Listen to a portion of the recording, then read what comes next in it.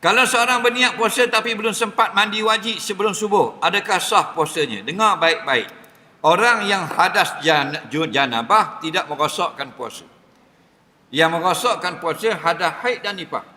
Orang puan seminit lagi nak buka puasa, datang haid, batal puasa. Tapi puasa je batal, pahala dia tidak batal. Ada di sisi Allah di akhirat nanti. Itu orang puan. Faham lagi? Tapi kalau hadas janabah, keluar mani ataupun persetubuhan pada malam hari, membawa hadas itu sampai kepada siang, mana siang bukan pukul 12. Orang dah subuh dah Allahu Akbar, Allahu Akbar. Kita bersama isteri semalam junub pada pukul 12 malam. Patutnya sunat mandi segera. Dah sejuk-sejuk ni, mandi esok lah. Bangun pukul 5 suku, makan sahur, boleh mandi junub. Bangun-bangun 7 suku. Lagi 7 suku dah.